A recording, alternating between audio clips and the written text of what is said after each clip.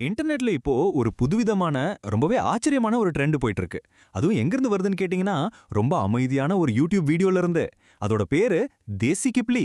வாங்க அத பத்தி தான் இன்னைக்கு நாம விரிவா பார்க்க போறோம். இப்ப இந்த வார்த்தைகளை கொஞ்சம் கவனிச்சு பாருங்க. இப்படி எல்லாம் டைலாக் இருக்கிற ஒரு வீடியோ வைரல் ஆகுதுன்னா அது எப்படிப்பட்ட வீடியோவா இருக்கும்னு நினைக்கிறீங்க? இதுல ஏதோ ஒரு மர்மம் இருக்குல்ல? அந்த வீடியோவோட தலைப்பு இதுதான். பாருங்க, இவ்ளோ பெரிய தலைப்பு, ஆனா டயலாக்னு பார்த்தா வெறும் 2-3 வார்த்தை தான். இந்த வித்தியாசம் அந்த மர்மத்தை இன்னும் அதிகமாக்குது, இல்லையா? சரி, இந்த விஷயம் ஏன் இவ்ளோ பிரபலமாகுதுன்னு புரிஞ்சுக்க நாம அதோட ஸ்டைல், அதுல பயன்படுத்துற சவுண்டு, அப்புறம் நம்ம டிஜிட்டல் உலகத்துல அதுக்கு என்ன இடம் இருக்குன்னு கொஞ்சம் பிரிச்சு மேயலாம் வாங்க. முதல்ல இந்த புதுவிதமான அழகியலுக்கு பின்னாடி இருக்கிற யூடியூப் சேனலுக்குள்ள போலாம். அதோட பேரு தேசி கிப்லி கிச்சன். ஆனா பேரை கேட்டதும் இது ஒரு சாதாரண சமையல் சேனல்னு நினைச்சிடாதீங்க. இதோட மேஜிக்கே அதோட பேர்ல தாங்க இருக்கு. 2 வெவ்வேறு கலாச்சாரங்களோட ஒரு சூப்பரான கலவை இது. இங்க பாருங்களேன், ஒரு பக்கம் ஜப்பானோட ஸ்டூடியோ கிப்லியோட அந்த கனவு மாதிரி இருக்கிற மென்மையான அனிமேஷன் ஸ்டைல், இன்னொரு பக்கம் நம்ம தெற்காசியாவோட மண் வாசனை மாறாத உண்மையான கிராமத்து வாழ்க்கை. இயற்கையையும் சிம்பிளான உணவையும் கொண்டாடுற கிப்லியோட அழகியல் நம்ம பாட்டிமார்களோட பாரம்பரிய சமையல் குறிப்புகளோட சேரும்போது அங்க ஒரு புதுவிதமான மேஜிக்கே நடக்குது. ஆனா விஷயம் என்னன்னா, இது வெறும் கண்ணுக்கு மட்டும் விருந்து கிடையாதுங்க, காதுக்கும் தான். ஞாபகம் இருக்கா, அந்த வீடியோ தலைப்புல ஒலி அனுபவம் பத்தி சொல்லியிருந்தாங்க. வாங்க இப்ப அத பத்தி பார்க்கலாம். இந்த வீடியோக்கள் ஏன் இவ்ளோ அமைதியா ஆழமா நம்மள ஈர்க்குதுன்னா, அதுக்கு முக்கிய காரணம் ஏஎஸ்எம்ஆர்னு சொல்லப்படுற ஒரு சவுண்ட் டெக்னிக் தான். நல்லா கேட்டுக்கோங்க, இது வெறும் சத்தம் இல்ல, இது ஒரு ஃபீல். அப்ப ஏஎஸ்எம்ஆர்னா என்னன்னு கேக்குறீங்களா?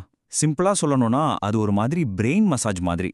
ரொம்ப அமைதியான காட்சிகளையும் மெல்லிய சத்தங்களையும் கேட்கும்போது தலையிலிருந்து ஆரம்பிச்சு உடம்பு பூரா ஒரு மாதிரி இதமா சிலிர்ப்பா ஒரு உணர்வு பரவும். இது நம்ம டென்ஷனை குறைச்சு மனசை ரிலாக்ஸ் பண்ண உதவுற ஒரு பவர்ஃபுல்லான விஷயம். இந்த சவுண்ட் எக்ஸ்பீரியன்ஸை அவங்க ரொம்ப கவனமா உருவாக்குறாங்க. முதல்ல நெருப்பு எரியிற சத்தம் மாதிரி இயற்கையான சத்தங்களை கேப்சர் பண்றாங்க. அப்புறம் காய் வெட்டுற சத்தம், எண்ணெயில வதக்குற சத்தம்னு சமையல் சத்தங்களை மட்டும் நல்லா ஹைலைட் பண்றாங்க. முக்கியமா எந்த மியூசிக்கும் இல்ல, தேவையில்லாத பேச்சும் இல்ல. அங்க கேட்குற ஒவ்வொரு சத்தத்துக்கும் ஒரு அர்த்தம் இருக்கு. இப்போ நாம ஆரம்பத்துல பார்த்த அந்த வார்த்தைகளுக்கு மறுபடியும் வருவோம். வாவ், இப்ப புரியுதா? இதெல்லாம் டயலாக் கிடையாது. அந்த சமையல் அனுபவத்துல மூழ்கி போகும்போது நம்ம மனசும் உடம்பும் இயல்பா கொடுக்கிற ரியாக்ஷன்ஸ் தான் இது. ஓகே, இந்த வீடியோக்களை எப்படி உருவாக்குறாங்கன்னு பார்த்தாச்சு. ஆனா இது ஏன் இவ்ளோ பேரை ஈர்க்குது? இதுக்கு பின்னாடி இருக்கிற சைக்காலஜி என்ன? உண்மையிலே இந்த தேசி கிப்லி ட்ரெண்ட் ஸ்லோ கண்டென்ட்னு சொல்லப்படுற ஒரு பெரிய கலாச்சார மாற்றத்தோட ஒரு சின்ன பகுதி தாங்க. இன்னைக்கு இன்டர்நெட் எப்படி இருக்கு?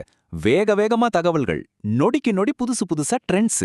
இந்த வேகமான உலகத்துல சில படைப்புகள் வேணும்னே ரொம்ப மெதுவா இருக்கிறத தேர்ந்தெடுக்குது.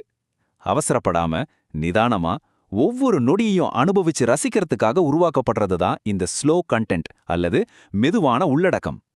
இந்த தேசி கிப்லி ஸ்டைல் ஒன்னும் தனியா இல்ல. நீங்க காட்டேஜ் கோர் பத்தி கேள்விப்பட்டிருப்பீங்க. அதாவது கிராமத்து வாழ்க்கையை ரொம்ப அழகா காட்டுறது, அப்புறம் ஸ்லோ லிவிங், வேகத்தை குறைச்சு வாழ்க்கையை அனுபவிக்கிறது, லோஃபை கல்ச்சர், இது மாதிரி உலகம் முழுக்க இருக்கிற பல ட்ரெண்ட்ஸ் கூட இது கனெக்ட் ஆகுது. இது எல்லாமே நம்ம வேகமான டிஜிட்டல் வாழ்க்கையிலிருந்து தப்பிக்க ஒரு வழியை தேடுது. மொத்தத்துல சொல்லணும்னா, நம்மளோட இந்த பரபரப்பான உலகத்துல இந்த வீடியோக்கள் ஒரு தியானம் மாதிரி இருக்கு. ஒரு நிமிஷம் எல்லாத்தையும் மறந்துட்டு டிஜிட்டல் உலகத்துல ஒரு அமைதியான இடத்துக்கு போற மாதிரி ஒரு ஃபீல். நம்ம மனசுக்கு ஒரு சின்ன பிரேக் கொடுக்குற மாதிரி. அதுதான் இதுல இருக்கிற பெரிய அட்ராக்ஷன். எல்லாமே வேகமா ஓடிக்கிட்டு இருக்கிற இந்த உலகத்துல வேகத்தை குறைங்கன்னு சொல்ற ஒரு படைப்பு தான் உண்மையிலேயே ஒரு பெரிய புரட்சியா இருக்குமோ? யோசிச்சு பாருங்க. இத பத்தி நீங்க என்ன நினைக்கிறீங்க?